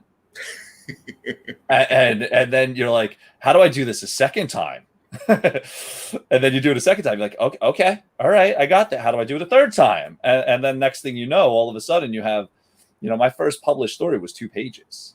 2 pages on somebody, someone took a shot on me. He's like, right. I like you. I like talking to you. I'll give you 2 pages. Let's see what you can do. And that was that first taste. It's like, okay, all right. I always laugh because it's like at this point, it's almost like a trope in life. Yeah. When you're a new writer, the first thing on your mind is, I'm going to write 100 issues. I got my magnum opus of comics. I was guilty of that. I'm still guilty of that. My first story was 2 pages. And it's like, you could sit there and look at the never-ending 22 page and another 22 page and another 22 page. You could just keep writing. The best move to do is write a 1-page story. Yeah. Try that. Try writing a 1-page story. Try writing a 1-page comic book story. because now you learn so much. So then it evolved into, I said my first story was not 2-page. Oh my goodness, I'm going back. If you go to my website, yeah, my first story was called "To Hell and Back," and it's this, my buddy Kip, but you don't know my buddy Ron, and Ron and I used to, like, he would be my running buddy at New York Comic Con. I've been going to New York Comic Con since #1. And I decided to write a comedy. And the comedy is called "To Hell and Back." And it basically is this guy, Don, that would be Ron, and Ray, that would be me, going through the epic journeys of New York Comic Con. Now, if you go to my website, you'll see the art is not good. The story, I lettered it by typing, cutting out, outline. It's special in its own right, but what it taught me so much, because it's a 12-page. I have printed copies of this book. I just put it up on my website. I ended up writing a trilogy of Don and Ray books, and what I would do is I would hand them out to publishers, just the little ash can books. Who read them, who didn't read them, I couldn't tell you. But by the time I reread, every now and again, I'm like, oh, I want to reread this. There's a moment in the third book that I remember riding on a train with my boss, who's now a superintendent of a district I will not name. And he gets to a part in the third book, and his eyes roll. He looks up, falls into his lap laughing. And I'm just like, oh, that's great. And he just looks at me and he's just like, I can't believe you did that. And I'm like, yeah. And I remember reading this probably about a year ago just for fun, and I had the same reaction. So it's like, how do you know something's funny? If you could go, I always say this, if I'm reviewing my own script and I can predict the line that's coming next and that line appears, that's a win. If I wrote a joke and I'm reviewing a script or reading it years later and I laugh out loud, that's something good. And that's what happened there. So that's my real first published work, the Don and Ray books. But my first published work that somebody else put together for me came from back in the day. It was called Greyhaven Comics. They're not around anymore, but they put a lot of us out there and gave a lot of people like just their first little, as I said before, their first little taste. And once you have that taste, you're just gonna go and go and go. Well, hopefully. That's the way it works, man. Once you do one piece here or one piece there, my thing has always been like, people will ask me to do stuff for them, or they'll go, oh, I'll pay you. You give me this. And I'm like, okay. I figure sooner or later I want to sit down and actually publish something. But the big thing is, if you write for yourself, you're writing for yourself. You're actually writing. If you're writing to get published, that's a whole other thing. This is a whole other chase. It becomes this thing where you can actually bring yourself down to I'm writing to get published, and I'm trying to get this thing done. And if you really get stuck in there, it can mess you up. It's true. I mean, now a lot more of my writing goes to get published now. My wife calls me a couple of names when I say it that way. It's like the writing for me is I do it when I want to do it. I'll tell you a story about that in a moment. But the current writing I'm doing is for a book called Draculangela for Marcus Publishing, and I had the ability to get in on the ground floor of that character, so that was nice. And he just ran his first Kickstarter, and he did really, really well for his first Kickstarter. Right. And we're in the middle of book 2, and I'm currently writing the first spin-off book. So with him, he knows I teach by day. I could crank through stories at night. That's how I always worked. And he's like, can you handle a monthly book? I'm like, I can handle whatever you want me to handle. It's just a matter of the sacrifices that need to be made to get the writing. Are you going to not sleep tonight and just keep writing? Are you going to, That is true. That is very true. It's that drive and that discipline, to when you're writing for yourself, there's no timetable. When somebody is asking you to write for them or develop a story for them, based on characters that they created that maybe I tweaked a little bit and had a hand in bringing more life to it, then that's a different game, because now it's like, hey, Mark Compton is the publisher, and really he's the guy who came with that character to me, and together we made changes to make it make more sense. But when I'm sitting down with these stories, if there's something he doesn't like, he lets me know, and you can't take that to heart. No, not at all. You can't. It's very rare that I argue with something that somebody criticizes, and when he's the publisher and he says to you, he's like, why are you doing this? I don't like it. Let's try something. And he's great, because he'll come back and he'll talk me through it. He'll be like, all right, what if we try it this way? Does that work? And I might say yes or no, and I might be like, hey, how about this way? And we just go back and forth.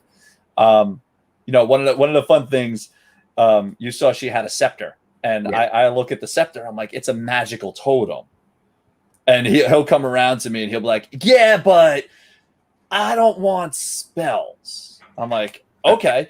So one of the books I write, I'm like, so they made this whole building disappear. He's like, no. And it's it. And it's like, I'm like, no. He's like, I really don't want spells. I'm like, maybe a little magic, but not something that's going to make, he's like, first of all, if you make a building disappear, the neighbors are going to wonder. I'm like, you got me. And that's what ends up happening. It's like, you really think it's a great idea, or maybe a storytelling cheat, which is something we're all guilty of. And he happily calls me out on it. And it's wonderful, because what it does is it challenges me as a writer. He's like, hey, come up with something better, come up with something different, be more creative. Because, we want this to be the best story it can be. And, it's nice working with somebody who, again, weird to say, someone who's opinionated, because when you work just on your own and you're in that bubble, you don't know what can happen to improve a story. And at the end of the day, that's what everybody wants. They want the best story possible. So you need that soundboard. Yeah. And that's, for me, that's usually Kip. I'll just start texting him, or like I said, Ron, when I see him, I'll just start sounding off to him. I feel you, because that's the same thing. I'll write something and go, hey, Campbell, what do you think? And she's brutal on it, so she'll let me know exactly. Well, Ralph, I don't like the way you did this, but I like the way you did that. She does a real critique. She'll actually let me know. Yes. I like this, but I don't like that. I think you're weak here. You can work on that. And that actually really helps out. It's like teaching, which is that's what Jay understands. Most times you're the teacher. Once in a while, it helps to be the student. And as a writer, you're always a student. If you're not looking, there's a couple of different ways to approach it, right? Like I pulled out the writer's journey book. I have 3 more books right over here, just sitting there from. There's our buddy Dirk Manning's Right or Wrong. So there's a shout out to Dirk. I got that one. That is a fabulous book. Anybody who wants to write comics, you better get it. It's true. And Dirk, Dirk's been independent and doing this. He's a long time, man, and he's successful at it. So why wouldn't you listen to those who are successful? Mm-hmm. And there's a learning side, and then there's a doing side, and you have to. It's not so much that you have to balance the two. I think it depends on how long you've been working at this. Like I said, I've been actively writing for 20-something years.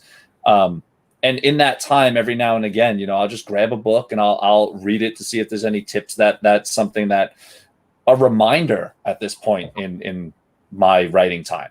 At the beginning, it was poring over it to really learn the craft. And at some point, you have to just do the craft. You can't sit there and say, I got to keep learning. I got to keep learning. At some point, you have to start writing, and then learning off of the writing. And then, you start reading less and start writing more.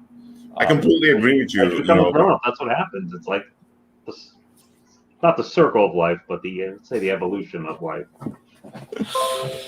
I completely agree with you. I feel like the reason I started the Written Writ as a show was I got to that point where you sit there and you go, all right, we read all these books, we've been writing, but there's another step. There's a next step, and I feel like the books don't tell you what the next step is. They leave it up to you.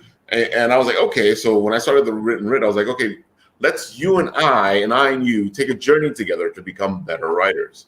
And I feel like that's what it is. Now your journey begins to be a writer. Now your journey begins to write what you're writing, see where you go with it, see what your voice is, because that took me a long time to even figure out, because I read what they were saying about voice, but it took me a long time to realize what they were saying when it comes to voice. It was a lesson that took me a while to learn, because I was like, what's this voice thing? And then as time progressed, I was like, oh, this is me. This is my voice. This is how I write. Because, I can see that, this is different than when I'm doing something else. This is actually my voice. And that lesson alone, blew my mind, because you don't see it coming. Now try and teach that to 12-year-olds. There is a challenge. I don't even want to know how you try to teach that to 12-year-olds, bro, because it took me forever to actually understand what voice was actually saying. It's true, and every now and again you get the natural voice in the writing, and that helps. But to truly master something like that, a 12-year-old, odds are they're not mastering it. So it becomes a matter of, let's expose somebody to this. Let's expose them to what it is, so that they can start. Exactly. If they're good, and most kids aren't going to do it, which is fine because they're 12. If you expose them to it and you start pointing things out, you hope that they'll start looking for it and they'll start seeing it, and that becomes what ultimately the exposure. And then you then hope that 7th, 8th, 9th, 10th, 11th grade, they continue getting that exposure, and then you hope that they master it. That's what happens when they get older. It's as they get older, it's like you teach first grade, you teach them how to read, how to connect words, and how to ultimately read sentences. You teach 6th grade, and it's like, yeah, that's a lot. We're way past that now. I completely agree with you, because I can actually if I think back, and I always know how my writing came to be. I actually did a little spot recently on the written where I took my writing apart, and I saw what the beginning was, and saw what, where I came from. And I can remember all the times in school where it helped me get to the next step of writing. It's funny, I acknowledge my history teachers more, because they were telling me stories. And the English teachers, usually the ones I had, were knocking me, telling me, you want to be a writer? You can't be a writer. And that really messed me up for a long time. Yeah, I see. It's funny. I always had, and you go back to the excuses. I mean, I always had this idea that I didn't have stories in me. And that was a big one. So again, I go back to a conversation. I just had this conversation with a friend where it was in college. You're 18 years old. You go to college. You don't know what you want to go to college for. It's so hard. If you know leaving high school, when they're sitting there and you're 17 years old, your junior year, they're like, hey, what do you want to be when you get out of school? It's like, I don't know. And that's the honest truth to everything. It's like, I don't know. I always said I wanted to work in film or teach. And originally I was going to be a history teacher. Originally I was going to school for history, and that changed to elementary when thankfully somebody had told me, like, I'm so good with younger kids. Like, I have a connection with kids, probably because I'm still a kid. It's all in my brain. I trust me, man. My son loves me. I got the big Transformers in his room. I hear you. The giant Scorponok, that's mine. I feel like all three of us here can relate to that one, because I've seen us all be childs or children. Yeah. Yes, sir. You know it. Yeah. And that so thankfully that's the path I went on. But at the time it was like the idea of being a writer. I'm like, I don't have ideas. I don't know what to write. I felt like I wasn't creative. Right. And that was the excuse, right? So now you have the excuse. And then as you talk about the quadruple whammy. I wasn't really a reader. Like, I wasn't the type of kid who would pick up books. Like, I would look at comics. I would flip through comics. Thankfully in the 80s we had He-Man, and you buy the toys, and I had every toy under the sun. Now and we the have little them comics again. that came with it. Yeah.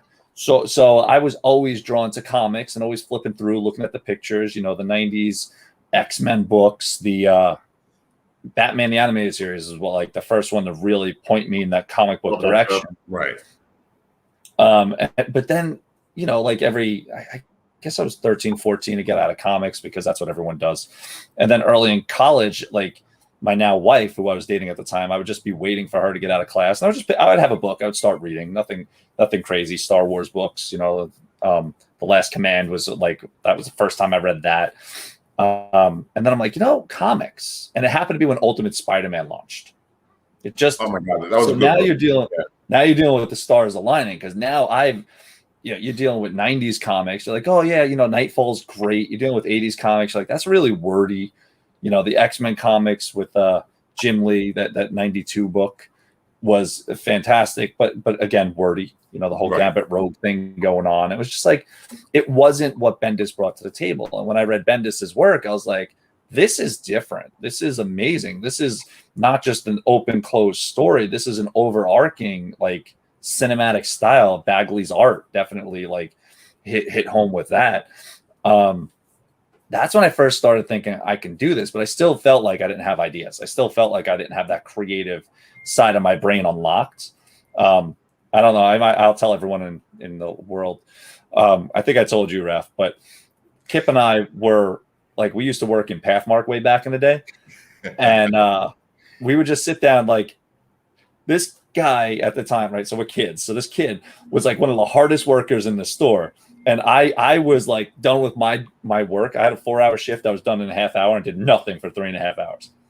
For some strange unknown reason, the managers hated him. This guy would not stop working.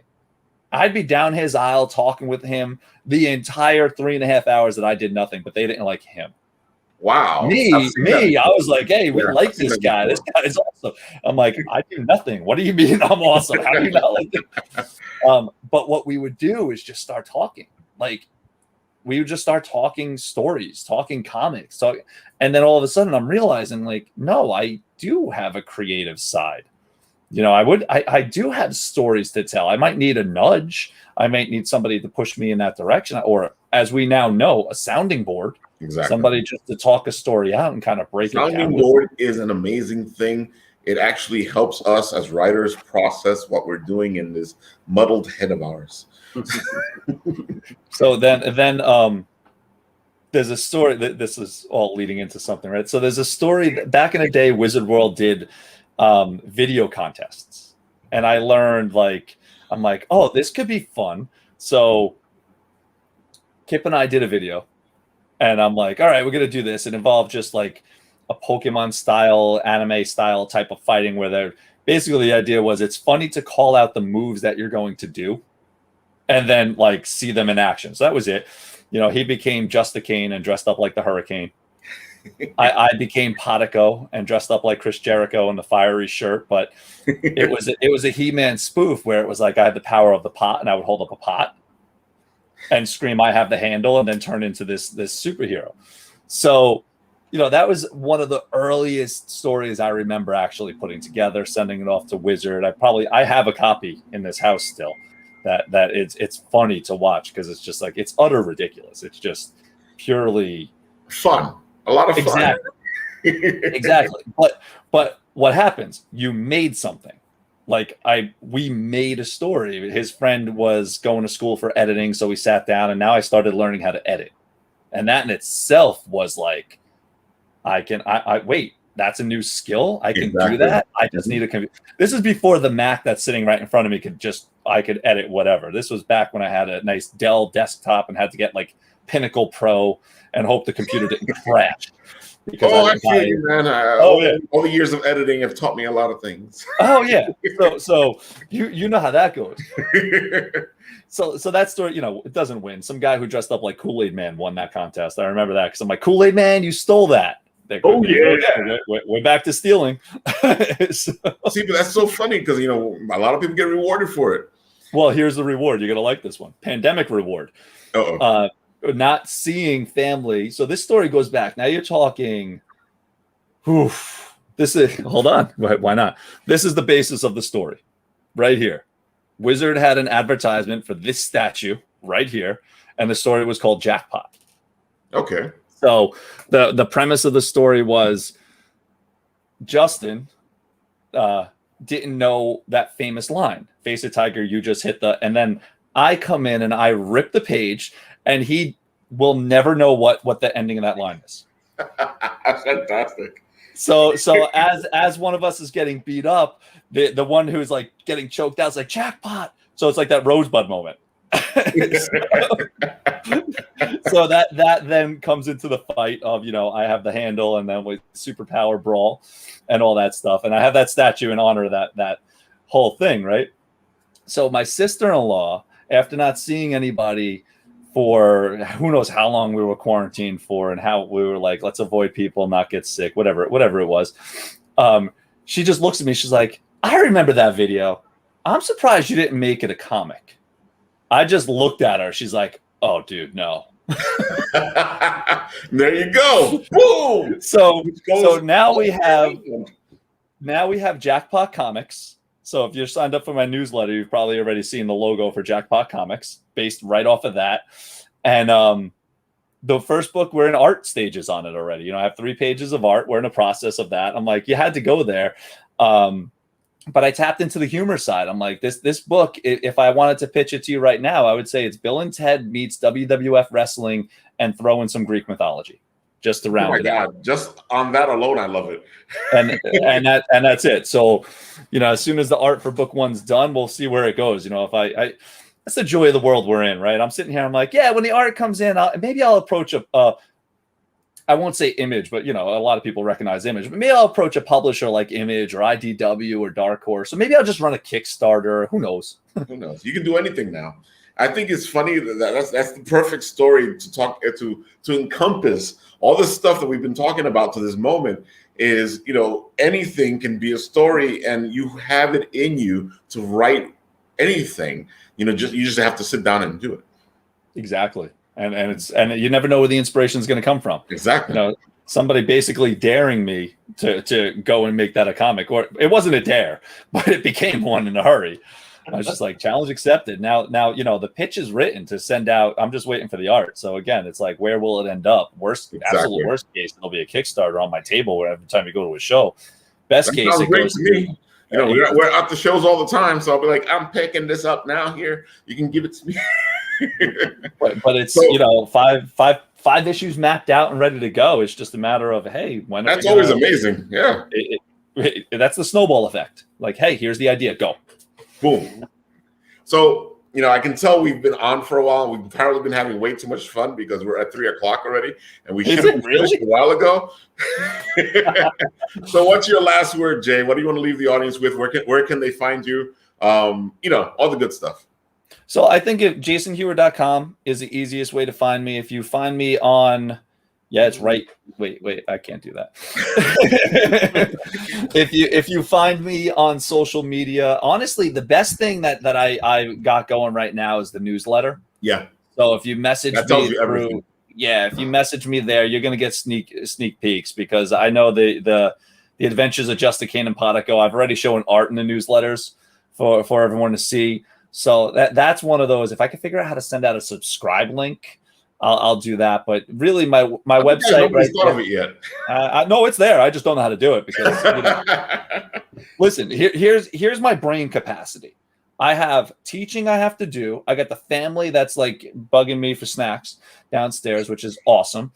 I have the computer opens up and it's like, I'm going to write.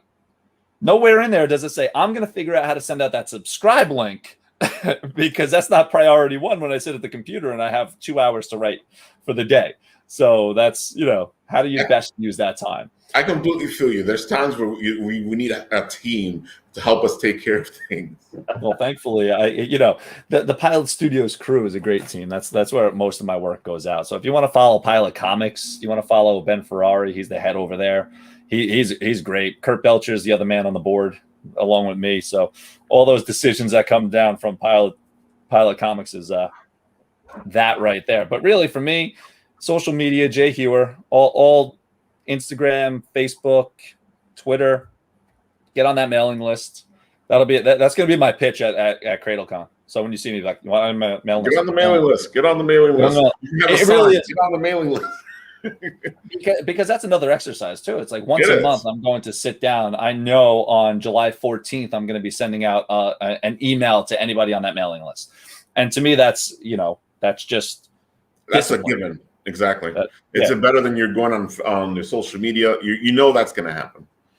And social media, again, I fluctuate. I'll happily stay off social media for a month and a half because I'm going to use my time. My time is better spent writing this 30-page story that I'm cranking through. There'll be times where you go, hey, Ralph, sorry I didn't get back to you sooner. I'm like, don't worry, I know. I always get back to you. That's true. We have too much fun in the Well, we'll leave that alone.